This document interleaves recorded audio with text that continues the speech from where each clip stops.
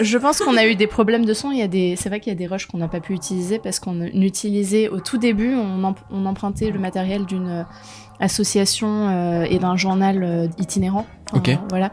Et du coup, ils nous avaient prêté leur matériel. C'est comme ça qu'on a commencé. Et c'est vrai que c'était du matériel qui parfois faisait défaut et faisait panne. Donc un HF qui grésillait beaucoup. Et donc à un moment, on s'est retrouvé à mettre un iPhone par terre pour prendre le son. Et c'était vraiment la cata. Donc après, à la post-prod, tout le monde était là. Non, ça ne va pas être possible. Voilà. Alors je me permets de couper cette merveilleuse interview qui commence fort, on peut le dire, pour apporter un peu de contexte. On a eu la chance de pouvoir poser des questions à deux réalisatrices de talent, Ariane Mohseni-Sadjani. Toi, tu t'es pas mise dans l'eau. Moi, j'étais obligée parce que je filmais. C'était de la vase. Et Lalita Clausel. On a dû reconstruire certaines choses et c'était tellement bien fait que quand Lorraine a vu le film, elle se souvenait pas de ces objets, mais elle disait « Ah, mais je me souviens pas », mais elle était certaine que c'était chez elle, quoi. Elles ont toutes les deux co-réalisé un film documentaire qui s'appelle Homelessly in Love, tourné sur 5 ans aux États-Unis. C'est complètement fou. Dans ce film, on y suit les aventures de Michelle, Lorraine et Alissa, 3 femmes qui vivent sans abri. On va se plonger dans leur quotidien, pas facile, mais surtout y suivre leurs histoires d'amour, leurs peines de cœur et l'espoir qu'elles placent dans l'avenir. C'est un film qui sort ce mercredi 26 novembre dans vos salles de cinéma et qu'on vous invite à aller voir, car c'est super touchant. C'est, je pense, l'un des films les plus tristes et joyeux à la fois que vous verrez cette année. Here I am. Sad on it, because I never thought I could do no better. Maintenant, je laisse la parole à Lucas. Bonne écoute. Oui, pardon, peut-être que je fasse une présentation parce que les gens n'ont pas de contexte. Désolé, on est direct allé dans le vif, j'adore. Pardon, Mais... on est un peu dissipés, vous nous. Mais oh non, il n'y a pas de souci. Si, c'est très bien comme ça. Bon, alors bienvenue.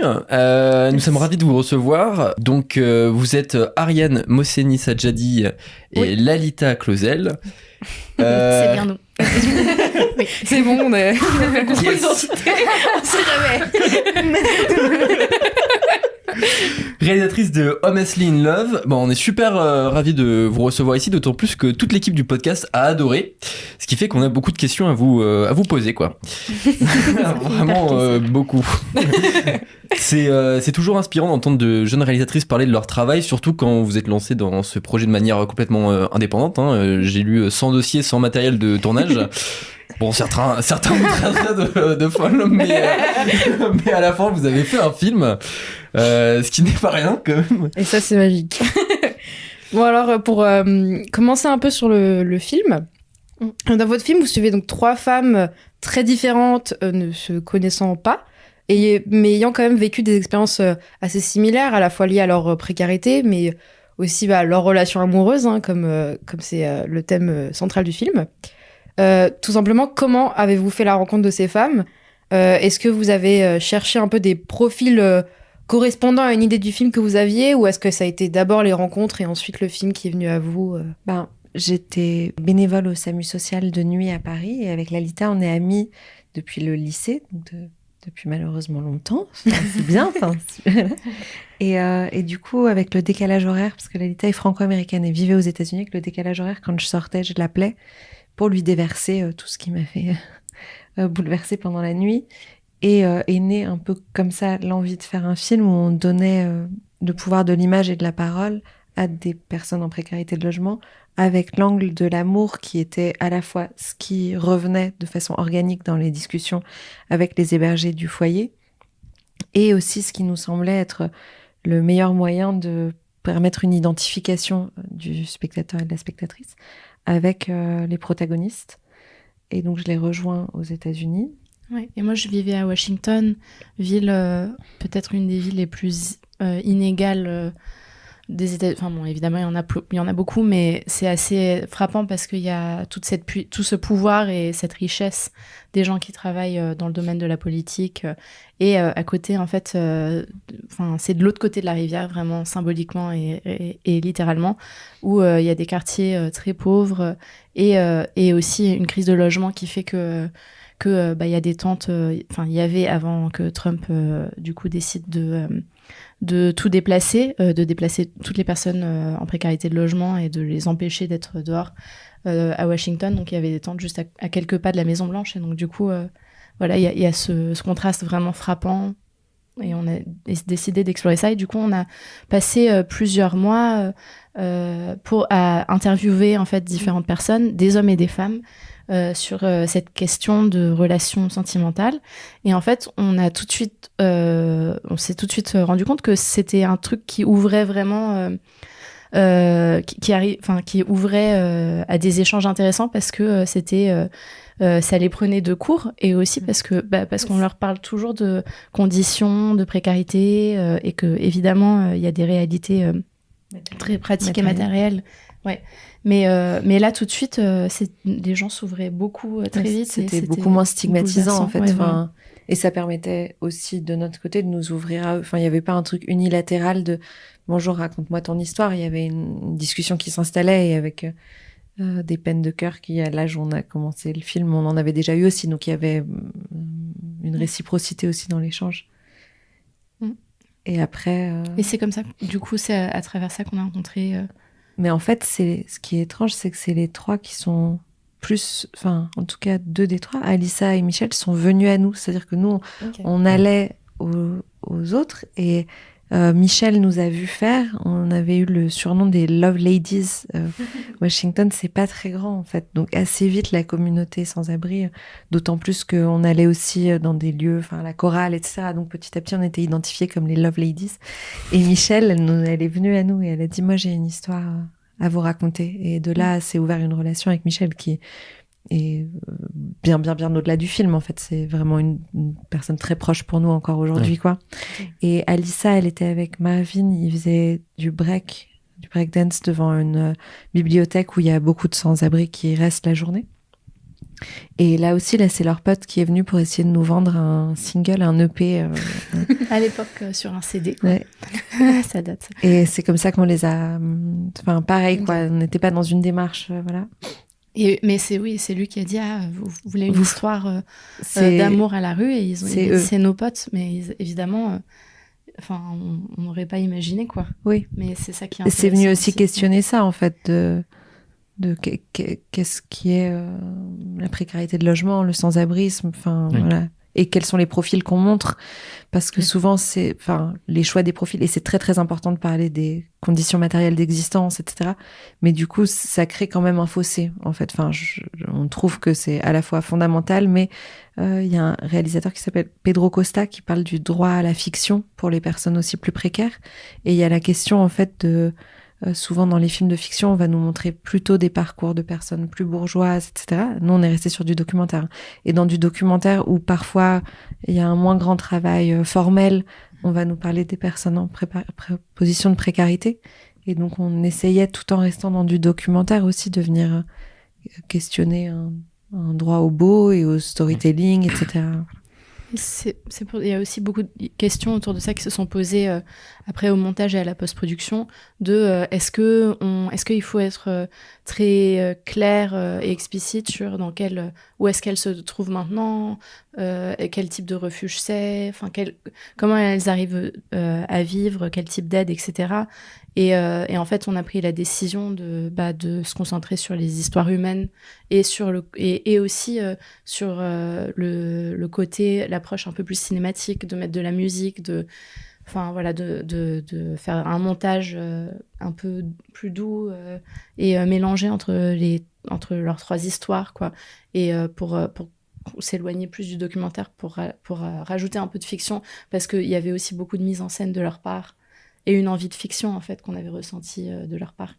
Voilà. Ah oui, ils avaient des idées de mise en scène. Excusez-nous. Non, mais il n'y a pas de... On va beaucoup trop loin. C'est très bien. Ça me fait penser à une scène que vous parlez de droit à la fiction, mais notamment... c'est Alyssa qui est devant Marvin, et en fait, ils parlent, ils racontent leur histoire, et il y a un truc où c'est de la mise en scène, en fait. Elle est juste devant lui, etc. Et on sent qu'il s'amuse à faire ça. Il y avait un truc très joli dans cette scène. Ce qui m'a aussi frappé pendant le visionnage du film, c'était justement l'aisance avec laquelle les personnes passant devant votre caméra arrivaient à se livrer.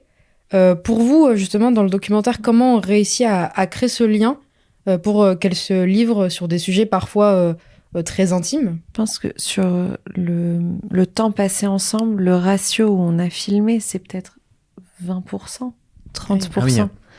Donc en fait, il y a eu énormément de temps passer ensemble, simplement à créer du lien et à apprendre à se connaître et à tisser un lien de confiance suffisant pour que finalement, enfin, on dit toujours qu'il faut que les personnes qu'on filme oublient la caméra. J'y crois pas du tout. Enfin, nous, on voulait que la caméra, effectivement, comme tu le disais, devienne presque un outil de jeu et de redéfinition de soi aussi pour elle et il.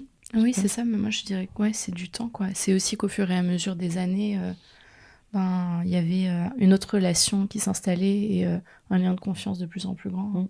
Et peut-être aussi, on permettait à 3 femmes et leurs compagnons, pour ceux qui avaient envie de participer, parce que c'était bien sûr plus sur elles, quoi, d'avoir un espace qui était un peu comme quand on va chez le psy. Alors nous, on pense pas du tout avoir, enfin, voilà, on n'a pas étudié ça, voilà, mais il y avait cette espèce de cadre où, ok, maintenant on prend un moment, un temps T, où on est juste là pour toi et pour t'écouter et pour que tu te racontes. Et dans des parcours précaires et où finalement le temps pour prendre du recul sur soi n'est pas permis parce que justement les questions matérielles vous assaillent, je crois que ça a ouvert aussi une brèche de cet ordre-là, en fait, qui faisait qu'il y avait des confidences qui parfois arrivaient devant la caméra, je pense simplement parce qu'il y avait ce cadre-là du moment posé juste pour soi.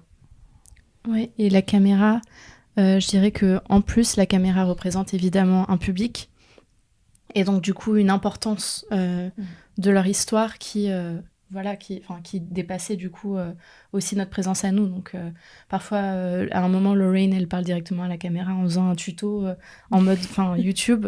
Et elles avaient toutes des codes à elles un peu de mise en scène, quoi. Mais en tout cas, il y avait cette idée qu'il y avait des gens qui allaient le voir et que du coup, il y avait une valeur apportée, une valeur mise sur leur histoire. Et donc ça aussi, c'était important. Et du coup, c'était 3 personnes qui étaient contentes d'être d'une certaine manière au centre de l'attention. Donc, c'est ce que disait Ariane. Elles sont toutes à leur manière venues vers nous parce qu'un documentaire, il faut que la personne ait très envie, quoi, en fait, sinon de raconter son histoire.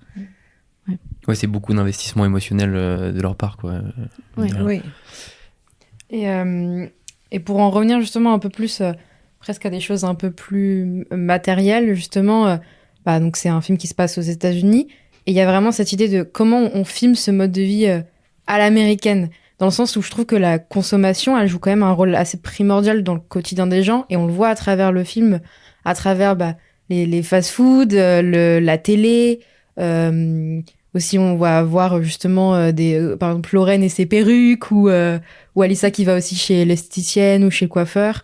Voilà, est-ce que c'était un peu une ambition du film aussi de nous confronter presque à notre rapport à la consommation, au confort, et de questionner ça dans ce pays qui est un peu connu pour ça aussi ?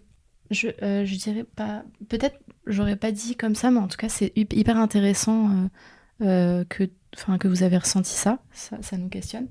Par contre, il y a une chose, c'est vrai que nous, on a compris au fur et à mesure du tournage du film, c'est qu'il y avait une réaction de certaines personnes de voir ces personnes en précarité consommer,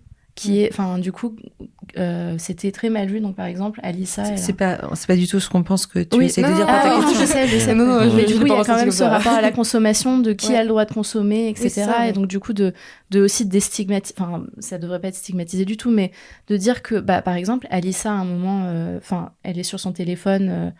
et elle fait des visios avec ses enfants.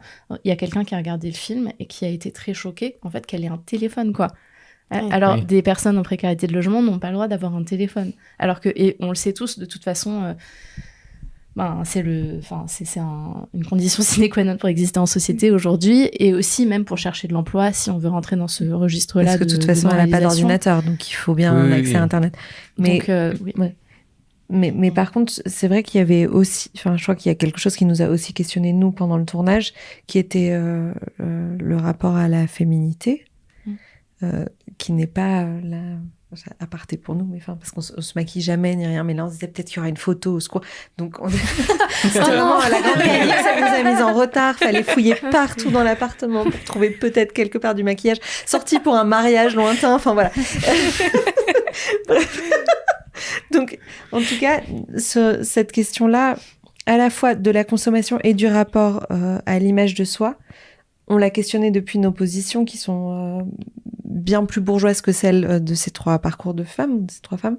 Et on s'est rendu compte que la question de s'apprêter, de se coiffer, en fait, quand on a accès à rien et qu'on a par moments aussi vécu littéralement, enfin, dormi dehors et pas pu même se laver, en fait, avec l'image de soi qui va avec, et avec, pour les femmes, la particularité quand même de l'importance de l'image qu'on impose aussi, du reflet de soi, quoi, qui est encore imposé structurellement par la société. Ça nous a, nous, questionnés, parce qu'au départ, on se disait, mais, enfin, je sais pas, Lorraine, nous, on la trouve magnifique, qu'est-ce qu'elle fiche avec ses perruques ou avec plein de maquillage, enfin, on comprenait pas le truc, quoi, enfin. Et puis c'était compliqué au montage parce que Michel se teint les cheveux tout le temps. Donc, bon, bref. Pourquoi? Oui. Et après, c'est venu aussi questionner effectivement nos privilèges de pouvoir se dire à la fois sur le consumérisme global, de se dire moi j'aime bien ne pas avoir trop de biens ou être minimaliste, parce qu'en fait ça c'est déjà un privilège énorme. C'est parce que tu te dis que tu pourrais te l'acheter si t'en avais besoin, ou enfin en tout cas voilà. Et aussi sur cette consommation plus esthétique, quoi, qui, de la même façon, était fondamentale pour elles, parce que c'était leur façon de se réapproprier leur image et de se sentir à nouveau belle. Non pas qu'elle l'était pas sans, mais voilà. Oui, elle en parle à un moment où elle dit que son mari arrêtait pas de lui dire évite les miroirs. Bon, enfin, c'est pas comme ça qu'elle veut vivre, a priori. Donc, effectivement. Et oui, les personnages du film n'évoquent jamais la politique. C'est comme si leur situation était inévitable, décorrélée des choix politiques publics, alors qu'en fait elles subissent un peu ces décisions finalement. Oui, ça c'est complètement vrai. Enfin, on a été assez marqués par ça. Donc il y a cet état d'esprit du self-made man-woman, même parmi les personnes qui sont vraiment tout en bas de l'échelle. Et par exemple, Lorraine, je crois qu'elle faisait des dons. Elle était très fière d'envoyer de l'argent un hôpital pour les enfants malades de cancer, quoi. Et voilà, et il y avait cet aspect de charité qui était très important et qui était assez bouleversant, en fait. Ouais. Et qui, effectivement, nous a surprises, parce que nous, on a essayé d'emmener des questions là-dessus.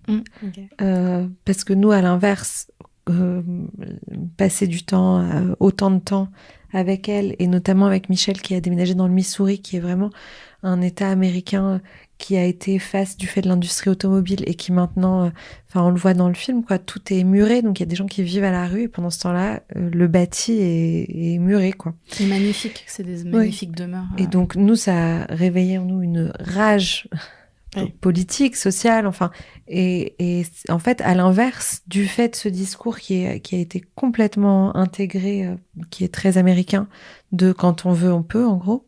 Ça veut dire aussi, c'est de ma faute si je suis dans cette situation-là. Donc, en fait, c'est doublement violent, en fait. Parce que ça empêche toute lutte pour faire changer les choses. Et en plus, ça emmène une culpabilisation personnelle, quoi, de se dire c'est de ma faute. Et ça, pour le coup, ça m'a d'autant plus surprise que c'était pas du tout ce que j'avais vu en France, dans les foyers du SAMU social, où là, et moi j'en suis très fière, nous sommes des Gaulois réfractaires. Les gens, ils se plaignaient, quoi. Ils disaient c'est pas normal, c'est pas normal qu'il y ait autant de gens à la rue, c'est pas normal que le 115, je dois m'appeler à partir de 16h et que j'arrive pas à avoir une chambre. Enfin, voilà, aux États-Unis, il y avait pas du tout ça. C'était j'ai de la chance, et on trouvait quelqu'un dans une situation encore plus difficile, ou alors une projection fantasmagorique d'un autre pays, parce que quand même les États-Unis sont la plus grande puissance du monde. Et voilà. Et donc j'ai quand même de la chance, parce qu'il y a des gens, et là des pays un peu étonnants, enfin qui pouvaient être la France, voilà, et qui se recoupaient même complètement, parce que mon père est iranien, et j'avais des problèmes à la douane pour y aller. À chaque fois on m'emmenait dans ce qu'ils appellent secondary inspection, c'était l'enfer. Et à chaque fois dans les questionnaire, c'était mais qu'est-ce qui me prouve que vous n'allez pas essayer de rester ici illégalement, quoi. Et moi à l'époque je faisais une école de commerce bonne, quoi, enfin j'avais fait des bonnes études, j'avais pas encore complètement bifurqué vers le film, et du coup j'étais là, je disais mais moi j'ai pas fini mes études, enfin c'est bien en fait ce que je fais et tout, je vais pas devenir clandestine ici. Mais c'était inaudible à la douane, tout comme c'était inaudible avec avec Lorraine, Alyssa et Michel, de se dire non, on peut peut-être bien vivre ailleurs ou peut-être qu'il y a des dysfonctionnements étatiques. Quoi. Et d'ailleurs, ils votaient pas forcément comme on le pensait, du tout. Ouais. Bah non, Michel, elle votait Michel, Trump. Cynthia aussi, très à droite, etc. La chanteuse. Ouais. Mais oui, je voulais juste rebondir sur le fait de dire que c'est de sa faute. Vraiment, le plus bouleversant, c'était Freddy, parce que Freddy, du coup, il est devenu handicapé, hémiplégique, parce qu'il est tombé dans un bus. Et en fait, il est tombé dans ce bus, il a eu cet accident très grave, parce que le bus a démarré au quart de tour, alors qu'il était encore debout. Et que c'était un jour de pluie et que le sol était glissant. Et du coup, il a rien fait pour demander ses droits, poursuivre en justice, obtenir quelque chose, parce que il avait bu ce jour-là et donc il considérait que c'était de sa faute. Et du coup, c'est terrible parce que du coup, il a cette tragédie qui s'abat sur lui, mais c'est de sa faute, quoi. On a trouvé ça vraiment terrible. On a remarqué aussi que vous filmiez souvent des lieux communs vides, des bancs, des parcs. C'est comme si vous nous montrez l'absence ou le regard qu'on détourne. Est-ce une manière pour vous de parler de l'invisibilité de ces personnes ? Un peu plus question de mise en scène pour le coup. Oui, je pense qu'il y avait un truc, c'est pas sexy de le dire, pratico-pratique aussi, dans le fait que les documentaires, c'est souvent un peu, j'aime pas du tout le terme, mais je reprends des termes de gens qui m'agacent, mais c'est un peu bavard. Souvent, comme les gens se racontent, il y a un truc de cet ordre-là, et c'est plus difficile aussi d'avoir des moments où presque de digestion, en fait. On a recueilli beaucoup, On avait en plus au cœur du film et dès ses débuts l'envie de mettre en avant les chansons de Cynthia, qui est elle-même du coup sans-abri et qu'on avait entendu chanter dans une chorale de sans-abri. On avait été bouleversés par sa voix et après on a découvert qu'elle avait un talent aussi pour écrire des chansons phénoménales, donc elle s'est mise à en écrire pour le film et c'était important pour nous qu'elles puissent avoir leur place. Et en plus, il y avait quand même le fait que... Pardon, mais du coup, je réponds toute seule à toute la question, c'est pas grave. Il y avait aussi il y avait aussi le fait que, du coup, on suivait ces trois femmes qui allaient de foyer en foyer, à la fin, elles arrivent à avoir des aides pour avoir des logements sociaux. Et donc, effectivement, on montrait pas le sans-abrisme tel qu'on l'entend en général dans les idées reçues, et par lequel elles sont passées aussi. Donc, il y avait aussi l'envie et le besoin d'aussi montrer ça, parce que c'était aussi leur parcours à elles, ces lieux-là où elles cherchaient à s'abriter ou à dormir. Et donc, tout ça s'est réuni en ces moments de chansons et de vide et voilà, et qui se relie aussi avec le moment où on montre du coup les bâtiments murés, où on montre ces rues désertes. Il y avait quelque chose de l'ordre effectivement de la solitude aussi qu'on voulait exprimer par ça. Et ça prend toute une autre signification aujourd'hui quand Trump, parce que il doit croiser en chemin sur le golfe. Pour son golf, il doit avoir des personnes à la rue.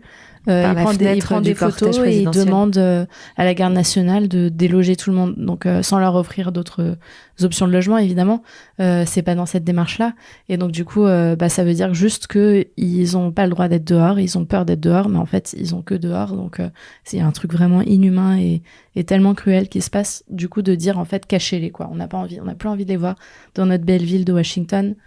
Voilà, donc du coup, malheureusement, ça prend un autre sens aujourd'hui. Vous avez évoqué votre collaboration avec Cynthia Newborn pour la musique. Je voulais savoir justement à quel moment de la production est venue cette collaboration et en quoi elle a pu influencer aussi votre démarche créative. Voilà, à quel moment vous avez commencé à entendre ce gospel, cette musique. On l'a rencontrée très vite, Cynthia. Donc dans cette association Journal itinérant, il y avait une chorale et en fait... je dirais pas que tout le monde chantait comme des casseroles, mais en tout cas, il y avait une voix qui se démarquait vraiment du reste, et elle une voix magnifique, et en plus, comme disait Ariane, une fois qu'on a commencé à échanger avec elle, on a compris que elle était juste quelqu'un d'absolument brillant, qui écrit aussi des opéras, qui avait 1000 projets créatifs en cours, et qui, quand on lui a proposé d'écrire pour le film, Enfin, en fait, elle avait une feuille de papier devant elle, elle écrivait en 3 secondes, et après elle se mettait à chanter, et c'était voilà, elle avait fait la chanson, quoi. C'est incroyable. Et donc malheureusement, Cynthia est décédée. Du coup, à la fois, elle était cette artiste créative et brillante, et elle avait des problèmes de santé mentale, et c'est ça qui faisait qu'elle pouvait jamais rester dans un logement, en fait, parce que elle avait toujours l'impression qu'on venait l'empoisonner dans son sommeil ou qu'il lui arrivait voilà, des choses, et donc du coup elle acceptait jamais où elle était logée. En fait, peut-être que c'était une sorte d'imagination qui créait quelque chose autour du fait qu'elle considérait que c'était pas acceptable les conditions qu'on lui proposait, qui étaient ce qui est complètement valable. Mais donc malheureusement parce qu'en même temps, ce qu'elle projetait, par exemple, elle pensait qu'on lui injectait des substances la nuit, mais en fait là où elle était logée, il y avait quasiment tout le temps des punaises de lit, donc en fait elle avait effectivement des piqûres le lendemain. Donc enfin, c'est aussi plus dur de déconstruire ce type de problématique de santé mentale quand en fait de fait, elle était un peu empoisonnée, elle était un peu piquée, elle était un peu, etc., etc. Oui, mais voilà, ça a été vraiment un plaisir et un honneur de pouvoir travailler avec elle. Ouais. Et le compositeur Adrien Beckerman, qui a fait la bande originale, aussi a beaucoup aimé travailler avec sa voix, et enfin vraiment a été très ému. Enfin, tout de suite, il a adoré son travail. Et finalement, ça a fait que le montage s'est fait aussi autour de la musique. Enfin, il y avait des allers-retours. C'était pas une fois qu'il y a le montage, on met de la musique, quoi. Enfin, à partir du moment où on a rencontré Cynthia, on a finalement réussi à louer un studio d'enregistrement pour l'enregistrer dans des bonnes conditions. On est rentré avec ça. Parallèlement, Adrien, on le connaissait déjà, le compositeur Adrien Beckerman. Donc, il a commencé à composer en fonction des 3 femmes, selon leurs 3 univers, des premières ébauches. Et du coup, il y a eu un aller-retour comme ça pendant tout le montage, notamment dans le but de mettre en avant la musique de Cynthia, mais aussi parce que, je sais pas, ça nous aidait ça aidait aussi Giles dans le montage, rythmiquement, et vice-versa. Ouais. Et aussi, bon, petit détail, mais Washington DC, c'est une grande ville de musique qui a une histoire, qui avait tout un style musical qui vient juste de Washington, qui s'appelle le go-go, qui a un peu disparu, mais ils en sont très fiers, en tout cas les gens qui sont historiquement de Washington. Et du coup, c'était vraiment chouette de rajouter un peu ce côté-là de musique vraiment ancré, quoi, dans le film. On avait aussi enregistré 2 autres personne qui était en train de chanter, Eric, qui a été un sans-abri militant pour les droits des sans-abri, et Patty, qui les 2 chantaient très faux, mais nous on les trouvait extrêmement touchants, et au montage il a fallu faire des choix. On a un peu poussé auprès du monteur, mais c'est pas là-dessus qu'on s'est le plus battu. Mais on les regarde parfois, nous. C'est vrai. Oui, bah d'ailleurs, à ce propos, moi je me posais la question, combien d'heures de rush vous avez eu pour le film, et quelle est votre méthodologie pour trouver le film à l'intérieur de toutes ces heures, justement? On avait 5. Oui, on est plutôt fiers parce qu'on a filmé 3 mois par an pendant 5 ans. Enfin, on a été en tournage et nous n'avions qu'une 50aine de rush. Ah, ça va. Sans être des vieilles de la vieille qui avons commencé sur pellicule, comme racontent certains professeurs avec une voix comme ça. Voilà. Mais nous n'avions pas tant que ça j'allais dire de déchets, c'est atroce comme mot, mais de choses qui auraient été filmées sans être utiles. Mais du coup, c'était important, évidemment, pour nous de travailler avec des monteurs. Bon, premièrement, c'est pas notre métier. Et moi, j'ai fait un atelier de montage et j'adore ce travail-là. Mais voilà, pour faire ce long métrage et tout, c'était très important de travailler avec des gens qui avaient un autre point de vue, surtout parce que nous, on avait passé tout ce temps et qu'on avait des liens vraiment forts et personnels avec les protagonistes. Et du coup, t'as pas le même regard et la même distance par rapport à... nous, on connaît le moment qui s'est passé derrière les rushs, on peut y être attaché, mais le monteur et la monteuse est là pour te dire, les rushs racontent ça. Enfin, voilà, on commence à partir des rushs. Et donc, il y a eu le processus de dérush qui était très, très douloureux et qui est aussi un apprentissage quand on fait notre premier film, un apprentissage sur la technique aussi, quoi. Et sur les fautes stylistiques qu'on avait faites à l'époque, bref. Et aussi sur notre amitié, parce que on s'entend se parler. Enfin, parce qu'en fait, comme on tournait aux États-Unis, il y avait quand même la possibilité de se parler en français, ce qu'on faisait le moins possible, mais ce qu'on faisait sur des questions techniques ou pour s'engueuler de ta perche elle est dans mon image, elle est dans mon image.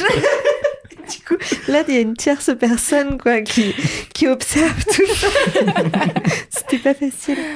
Mais, et on a commencé avec Sandrine Romel-Lemoine une première phase de montage, et donc tout le dérush a été fait avec elle. Et on a aussi découvert une façon de travailler. Enfin, chaque monteur et monteuse a sa méthode, je pense. Mais elle avait vraiment une sorte de guide ou un radar qui s'applique donc juste au docu, hein, mais qui était de quels sont les moments les plus vrais. Et donc, dès qu'elle trouvait que ça sonnait un peu faux ou que même s'il y avait cette mise en scène qu'on avait voulu mettre en place avec les protagonistes, il y a quand même de la mise en scène qui sonne faux et d'autres où tu sens que c'est quelque chose qui vient des tripes. En plus, elle avait fait de la télé-réalité, c'est pour ça qu'elle était très sensible. Elle avait bossé. Pour avoir ses heures au début de sa carrière, donc je pense que vraiment ça l'avait vacciné de ce qui sonnait faux. C'est les meilleurs monteurs, ceux qui font de la télé-réalité, hein. Mais c'est vrai, hein. C'est les plus efficaces. Ah oui, c'est ce qu'elle nous a dit. C'est hyper bien raconté, c'est clair, la télé-réalité. Ah oui. Et en plus, c'est des usines, enfin, c'est des conditions de travail, enfin, faut être efficace, quoi. Et du coup, il y a eu, elle avait fait de la télé-réalité et des films de pardon, où il y a un plan. J'adore les films de pardon, mais mon père me les imposait enfant et vraiment profil paysan où en fait il y avait un plan. Moi je la suis pas dans cette critique. Hein. Non, moi je la suis pas. C'est pas une critique.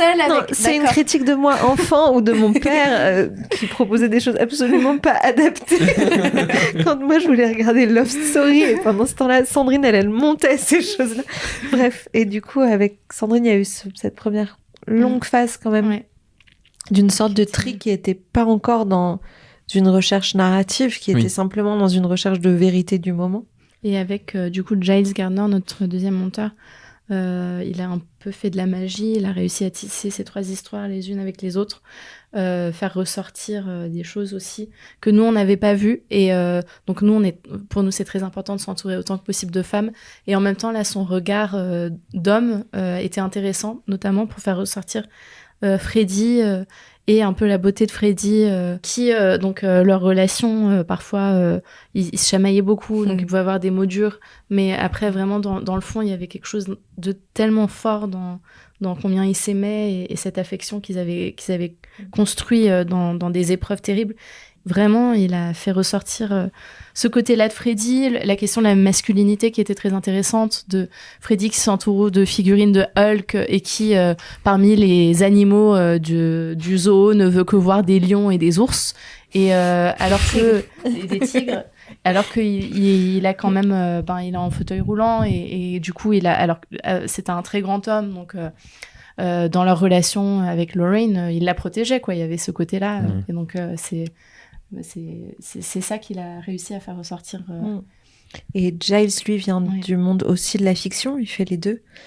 Et il a travaillé notamment avec James Ivory, donc il est avec des gens qui lui proposaient des choses plus professionnelles que ce qu'on lui a proposé, je sais pas, non, il faut pas dire des choses comme ça, c'est pas bien. Question de légitimité, au secours, faut revoir sa psy. Et donc, mais du coup, il a emmené aussi le film vers, il nous a aussi aidé à nous autoriser. Toujours, lui, c'est plus que, Sandrine était sur quelles images viennent des tripes des protagonistes.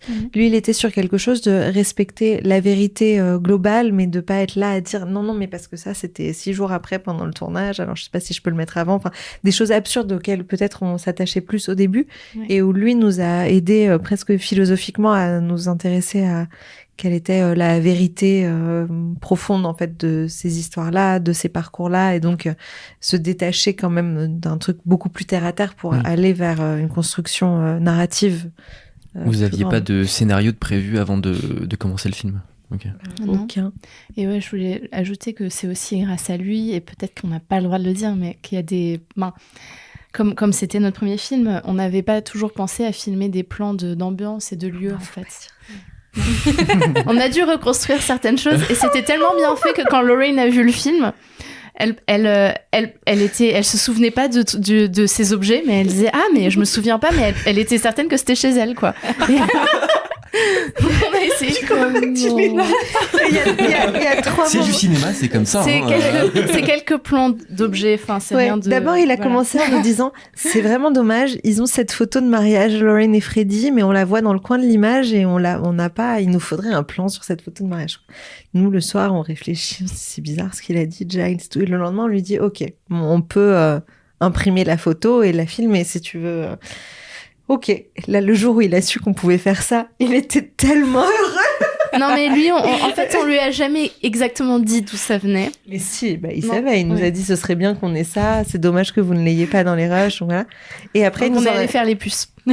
on est allé au puce pour trouver un cadre qui ressemblait à la déco de Lorraine. Bref, et après, il y a 2 autres plans comme ça dans le film. Là, il y en a que 3. Voilà. Et bien sûr, à l'étalonnage, il fallait aussi se confronter, nous, éthiquement, si on était à l'aise ou pas avec ça, parce que il fallait que l'étalonneuse donne l'impression que, donc nous, on attendait qu'elle voie les images, et elle était là, vous avez filmé ça après? Pas de problème. Ça a évacué nous toutes.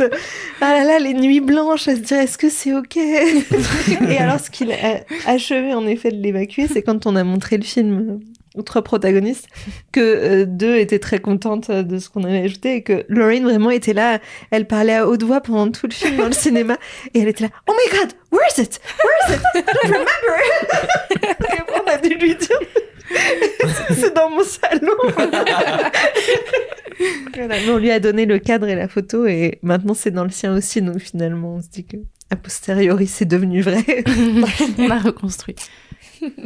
Je voulais juste rebondir rapidement. Vous parliez c'est le compagnon de Lorraine qui avait un problème avec peut-être sa virilité, etc. Mais vous filmez aussi le compagnon de Michel, comme il a ses lunettes de soleil, il a toujours une casquette et on le voit comme ça. Alors vous le montrez jamais violent, mais on sent quand même que il y a un besoin de s'imposer en tant que com. D'ailleurs, c'est lui qui dit je veux manger ça ce soir, etc.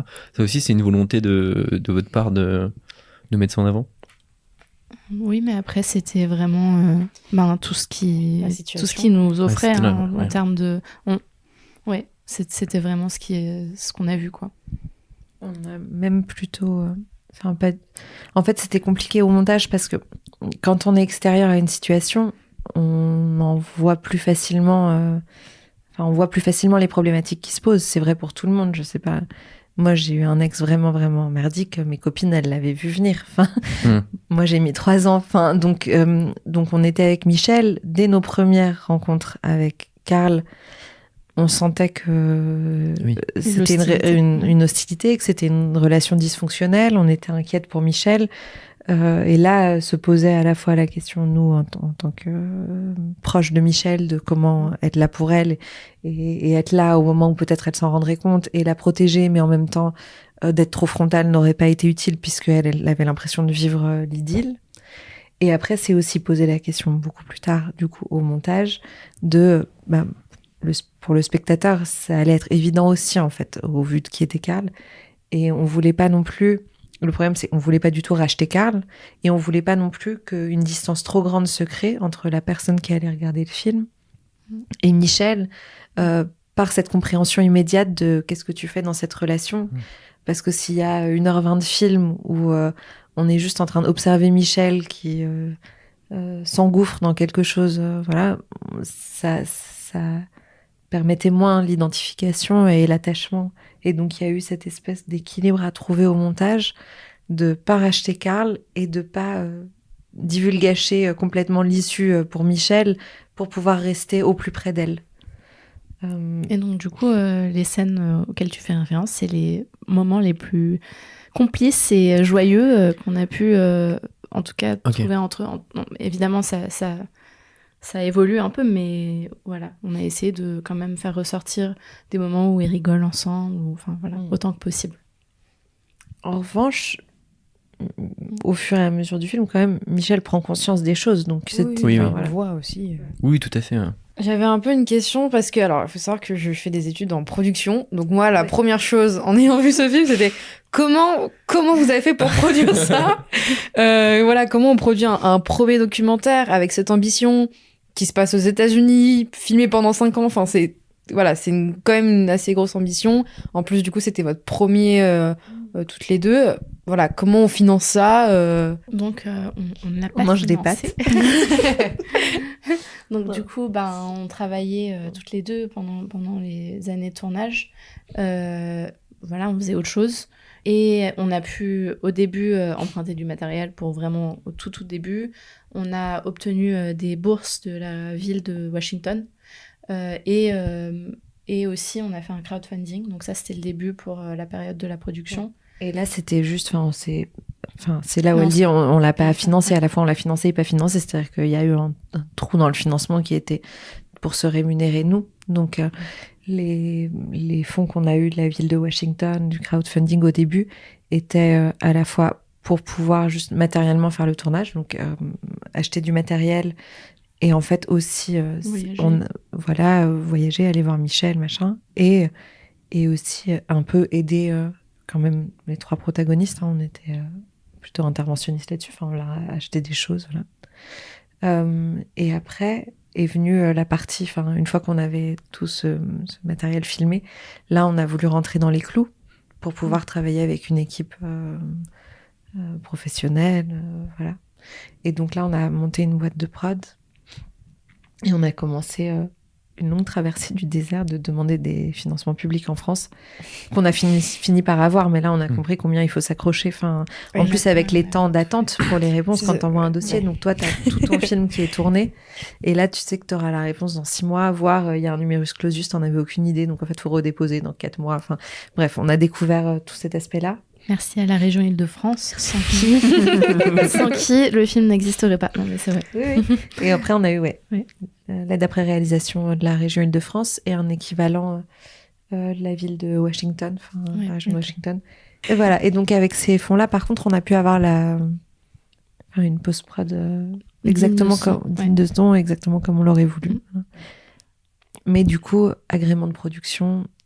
compliqué parce qu'on s'était pas payé, vraiment si on rentre si on met les mains vraiment dans le cambouis de la prod, et grand questionnement avant la sortie de est-ce que il fallait faire l'agrément de production ou pas, mais c'est des toutes petites sorties les documentaires, donc en fait même si avec l'agrément il y a un doublement de ce que tu reçois par je grossis le trait, moi je suis beaucoup moins connaisseuse que toi, voilà.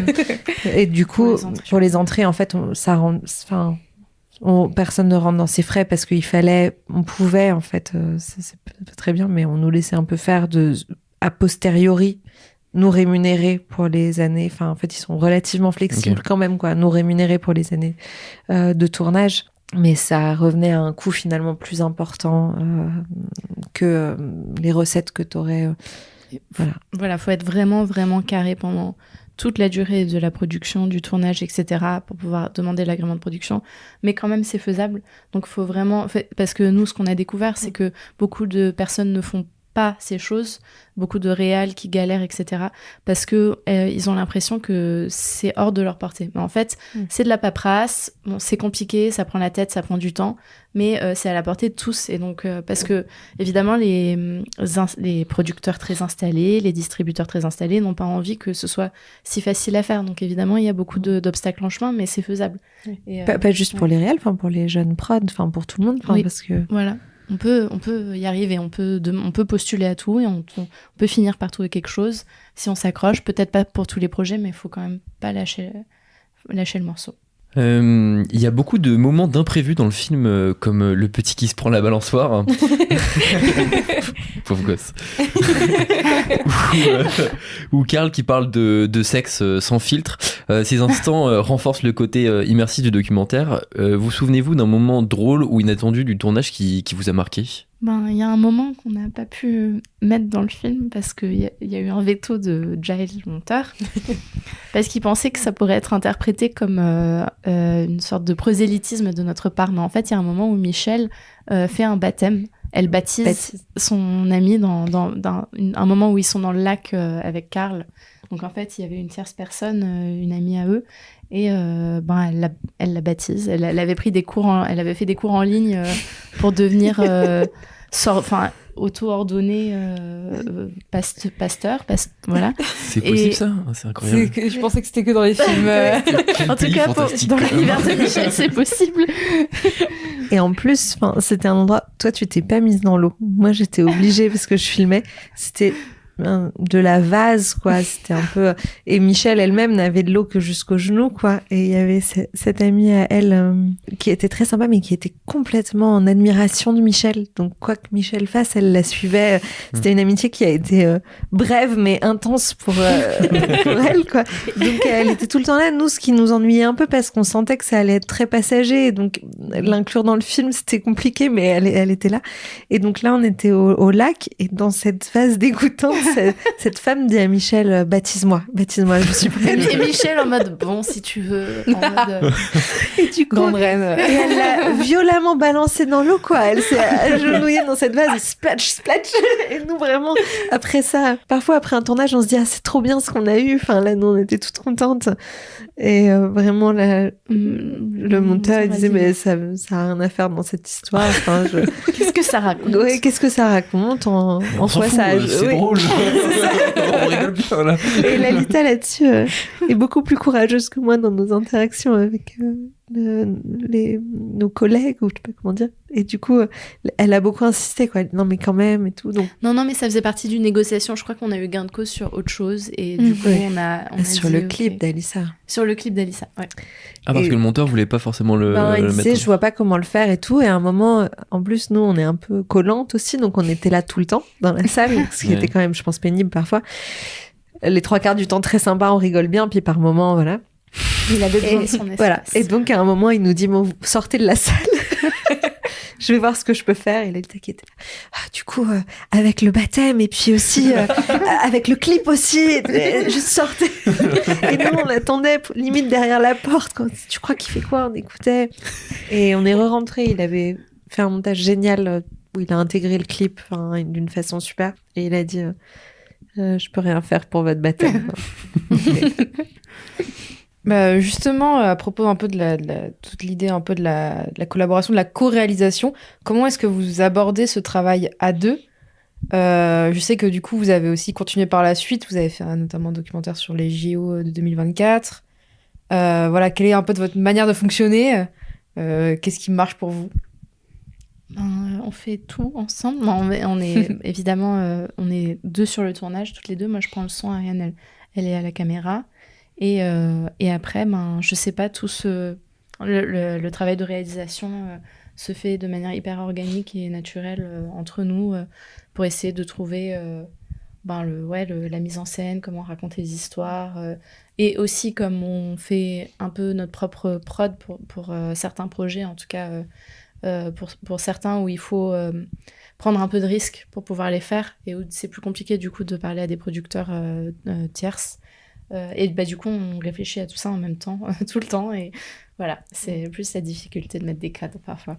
Ouais. Mais il y a une facilité au travail ensemble parce qu'on était amis avant de se mettre à travailler ensemble. Donc de toute façon, on se connaissait déjà par cœur et on s'entend extrêmement bien. Donc on n'a même pas besoin de se parler parfois pour se comprendre. En revanche, c'est vrai que du coup, c'est très envahissant parce que pour vivre de ce métier, c'est très, très compliqué. Donc, on travaille énormément et il n'y a pas vraiment de pause parce que si on dîne ensemble, parce qu'on a bossé jusque tard et tout, en fait, pendant le dîner, couper et parler d'autres choses devient compliqué aussi parce qu'on est passionné par ce qu'on fait et par les projets qu'on essaye de faire vivre. Mais il y a plus de délimitation qui facilite les échanges au travail, qui fait que c'est tout le temps. Ouais, voilà. Mais on rigole tout le temps aussi, du coup. Oui. Et puis, on est complémentaires. Par exemple, pour l'écriture, quand on écrit, c'est dur d'écrire à deux, mais vraiment, on est complémentaires. On arrive à... Ouais. C'est toujours mieux quand on écrit à deux, mais c'est toujours douloureux, avec toujours moi un moment qui dit fais-le, tu le fais mieux.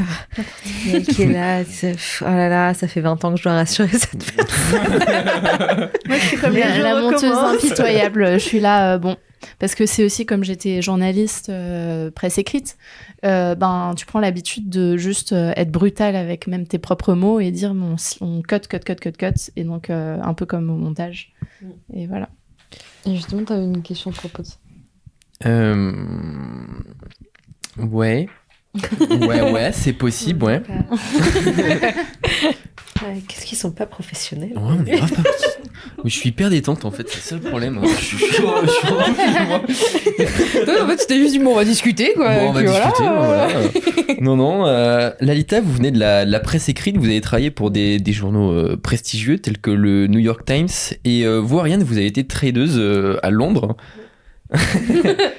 Bon, déjà, comment on en vient à une telle rupture dans votre carrière professionnelle, et ensuite vous venez de mondes très différents de celui de vos protagonistes. Comment ça vous a affecté personnellement? Je commence par le plus facile, oui. Moi, personnellement, j'écrivais sur la finance.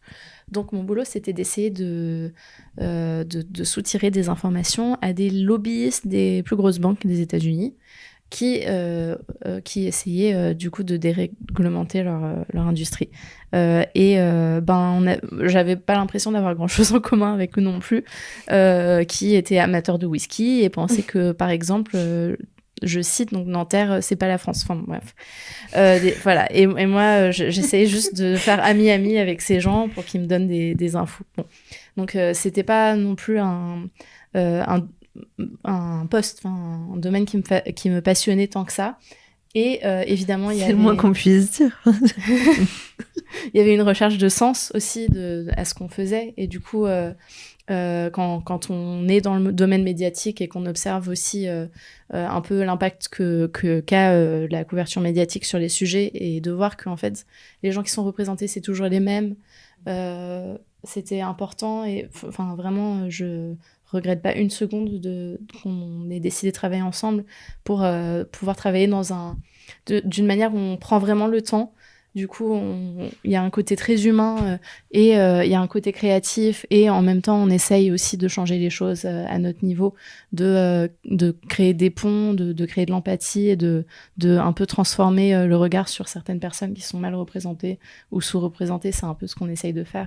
Donc voilà, en termes de sens, ça, voilà, c'était évident pour moi.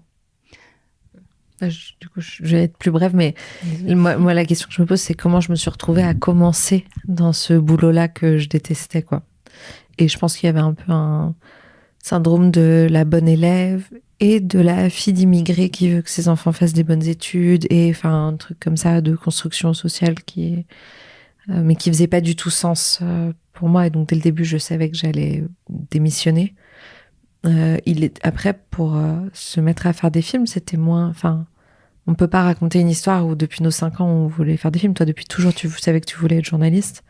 Voilà, c'est un peu de photos. Enfin, mais c'était pas... C'est avec Homelessly in Love que tout à coup, il y a une sorte d'évidence de se sentir à sa place, de ne vouloir faire plus que ça. Et donc, sont arrivés au cours du tournage... Enfin, moi, au cours du tournage, ma démission, Lalita après. Voilà.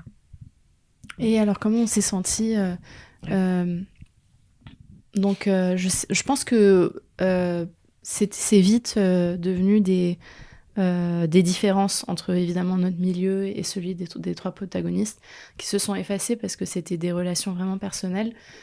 Évidemment qu'il y a une différence, qu'il y a un rapport de pouvoir, parce qu'on est dans une société capitaliste et qu'en gros, nous, on a plus de privilèges, évidemment. Donc ça, peut-être ça nous a rendu d'autant plus conscients de nos privilèges.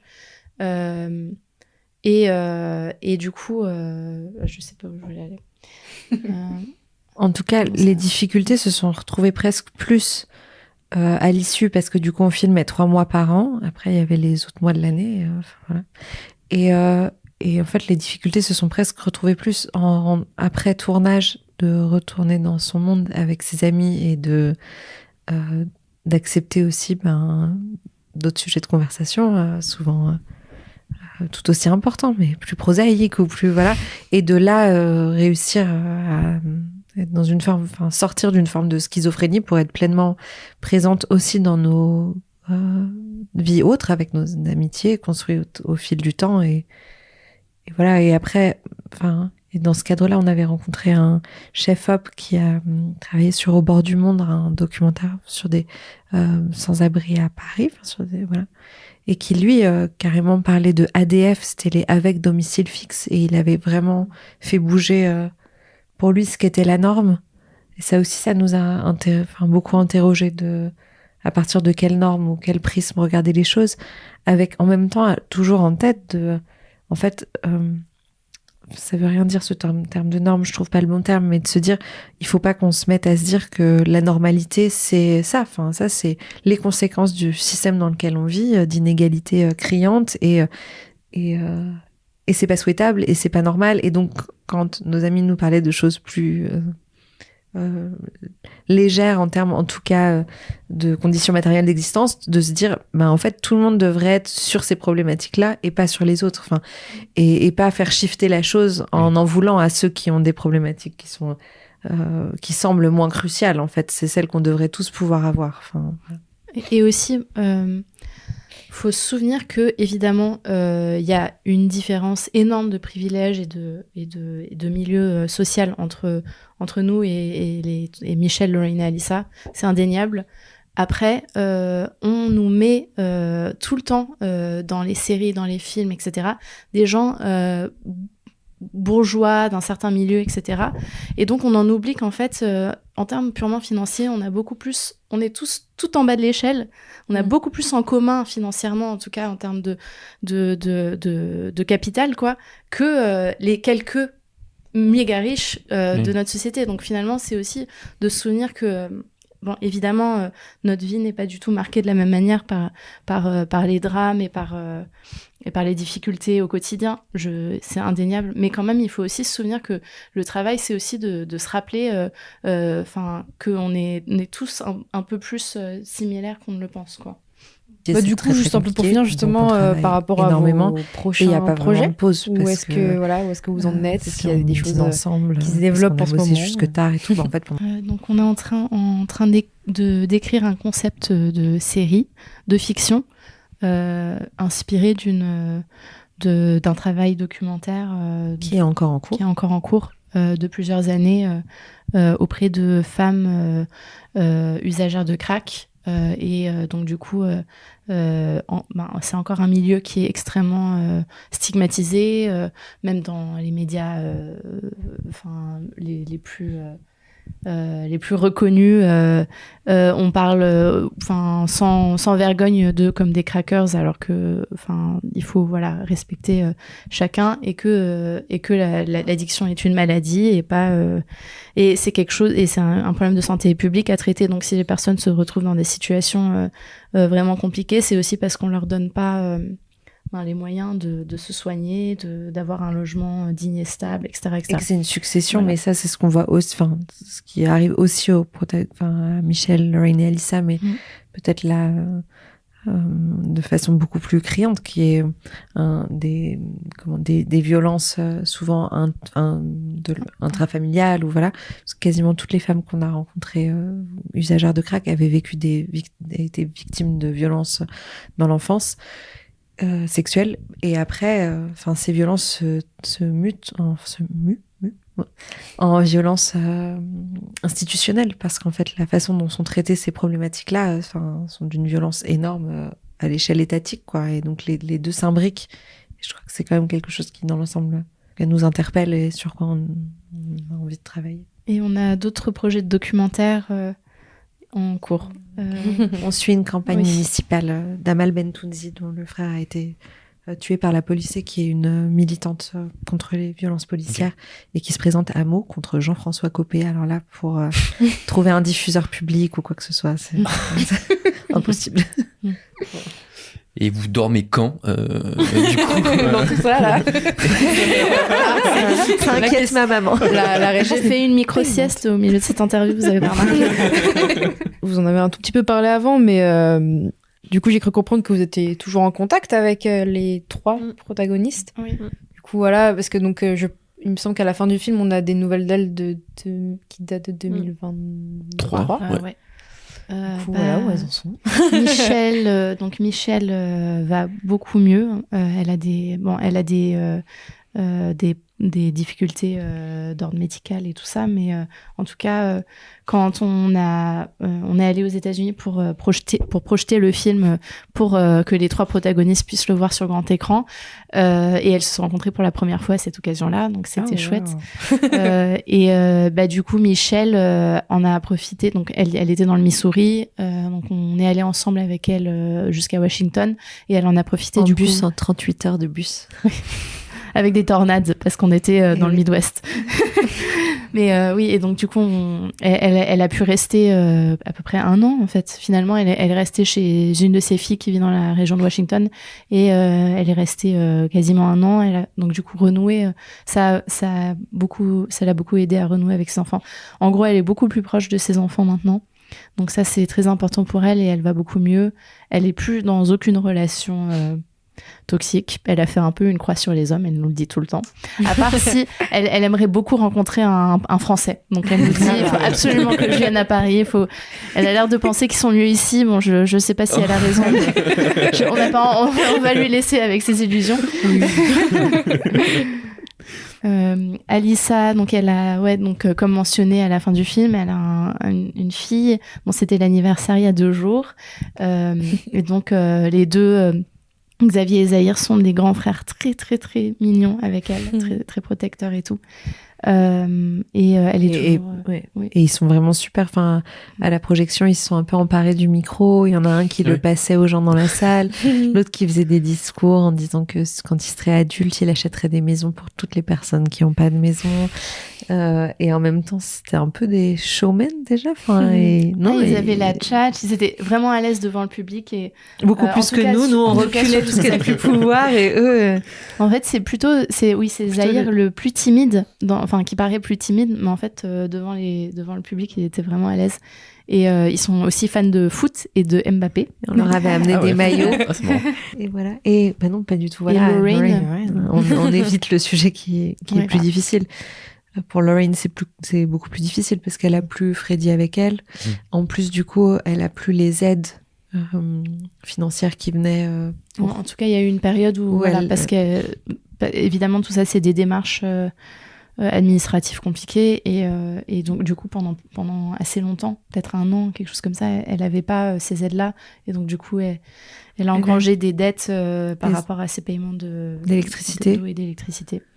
Donc voilà, c'est un peu... Et donc on pouvait pas l'appeler, mais il y a un infirmier qui vient la voir régulièrement qui s'appelle Christian, qu'on connaît bien, et donc lui nous appelle quand il est avec elle. Après, elle est toujours tellement rigolote et elle a tellement le sens de la formule, et on est loin, donc c'est dur de mesurer combien ça va ou ça ne va pas.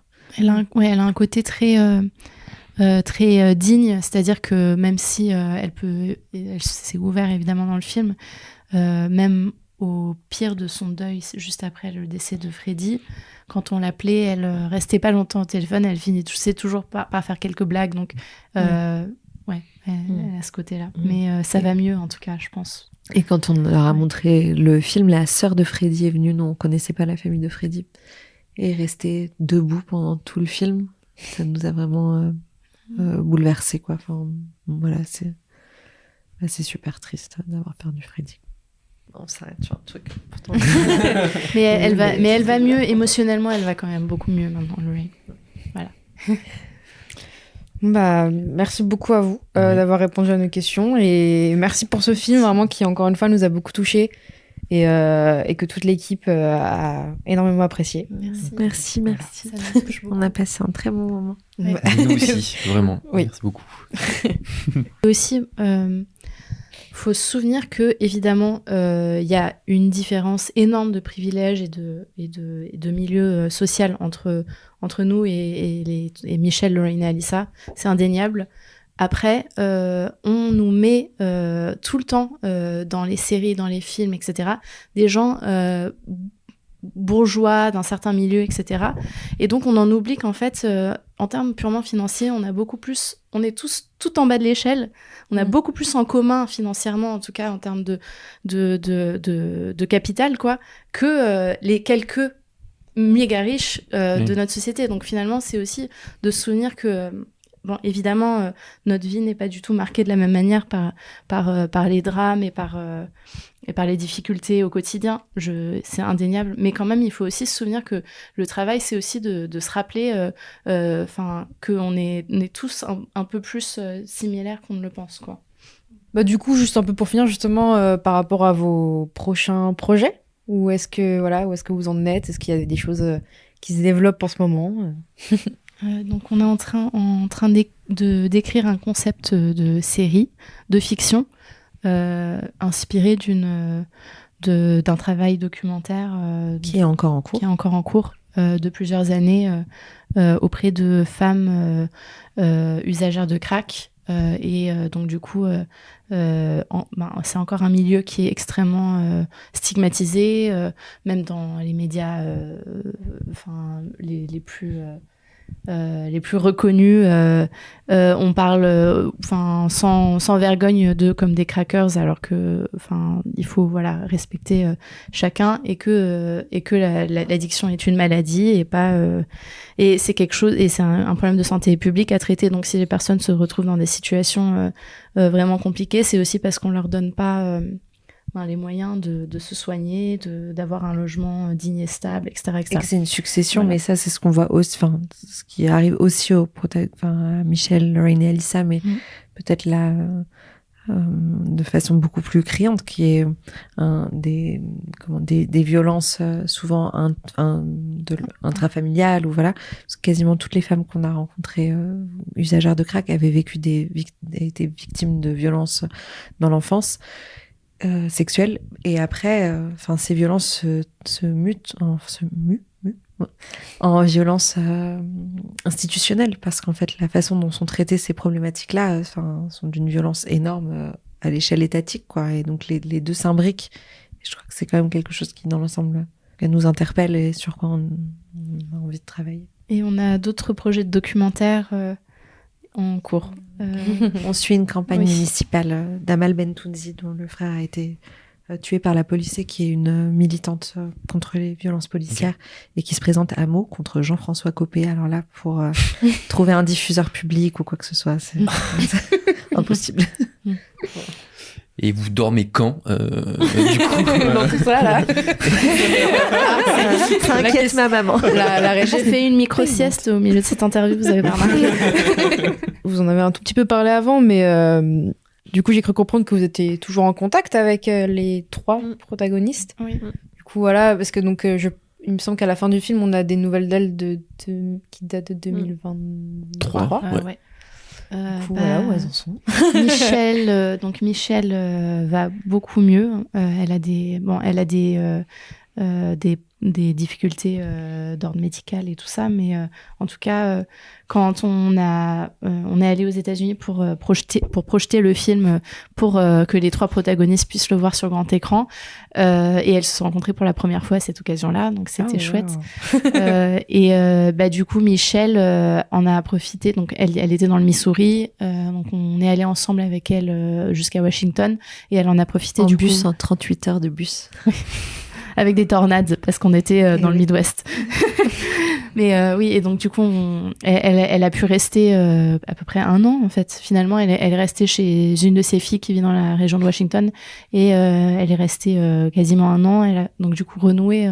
Ça l'a beaucoup aidé à renouer avec ses enfants. En gros, elle est beaucoup plus proche de ses enfants maintenant. Donc ça, c'est très important pour elle, et elle va beaucoup mieux. Elle est plus dans aucune relation toxique. Elle a fait un peu une croix sur les hommes, elle nous le dit tout le temps. À part si elle aimerait beaucoup rencontrer un Français. Donc elle nous dit il faut absolument que je vienne à Paris. Elle a l'air de penser qu'ils sont mieux ici. Bon, je sais pas si elle a raison. On va lui laisser avec ses illusions. Alyssa, donc elle a, comme mentionné à la fin du film, elle a une fille. Bon, c'était l'anniversaire il y a 2 jours, et donc les deux. Xavier et Zahir sont des grands frères très très très mignons avec elle, très très protecteurs et tout. Elle est Et, toujours... ouais. oui. Et ils sont vraiment super. Enfin, à la projection, ils se sont un peu emparés du micro. Il y en a un qui le Ouais. passait aux gens dans la salle, l'autre qui faisait des discours en disant que quand il serait adulte, il achèterait des maisons pour toutes les personnes qui n'ont pas de maison. Et en même temps, c'était un peu des showmen déjà. Enfin, et non, ils et- avaient la tchatch, ils étaient vraiment à l'aise devant le public et beaucoup en plus tout que cas, nous. Nous, on en tout cas, reculait sur jusqu'à ne cette- plus pouvoir, et eux. en fait c'est plutôt c'est Zahir le plus timide enfin qui paraît plus timide mais en fait devant le public il était vraiment à l'aise et ils sont aussi fans de foot et de Mbappé. On leur avait amené Ah ouais. des maillots. Ah, c'est marrant. Et voilà. Et bah non, pas du tout. Voilà. Et Lorraine. On évite le sujet qui est Ouais. le plus difficile. Pour Lorraine, c'est beaucoup plus difficile parce qu'elle a plus Freddy avec elle. En plus, du coup, elle a plus les aides financières qui venaient. En tout cas il y a eu une période où voilà, elle- parce que évidemment tout ça c'est des démarches administratives compliquées et donc du coup pendant assez longtemps, peut-être 1 an, quelque chose comme ça, elle n'avait pas ces aides-là et donc du coup elle a engrangé des dettes par Des- rapport à ses paiements d'électricité. d'eau et d'électricité. Donc voilà, c'est un peu... Et donc, on pouvait pas l'appeler, mais il y a un infirmier qui vient la voir régulièrement qui s'appelle Christian, qu'on connaît bien. Et donc, lui nous appelle quand il est avec elle. Après, elle est toujours tellement rigolote et elle a tellement le sens de la formule et on est loin, donc c'est dur de mesurer combien ça va ou ça ne va pas. Elle a un côté très digne, c'est-à-dire que même si elle s'est ouverte évidemment dans le film, même au pire de son deuil, juste après le décès de Freddy, quand on l'appelait, elle restait pas longtemps au téléphone, elle finissait toujours par faire quelques blagues, donc elle a ce côté-là. Mais ça va mieux en tout cas, je pense. Et quand on leur a montré le film, la sœur de Freddy est venue, nous on connaissait pas la famille de Freddy, et est restée debout pendant tout le film. Ça nous a vraiment bouleversés, quoi. Enfin, voilà, c'est super triste d'avoir perdu Freddy. On s'arrête sur un truc. Pourtant, mais elle va mieux émotionnellement, elle va quand même beaucoup mieux. Voilà. Bah, merci beaucoup à vous d'avoir répondu à nos questions et merci pour ce film vraiment qui encore une fois nous a beaucoup touchés et que toute l'équipe a énormément apprécié. Merci. merci. Ça m'a touché. On a passé un très bon moment. Ouais. Nous aussi, vraiment. Oui. Merci beaucoup.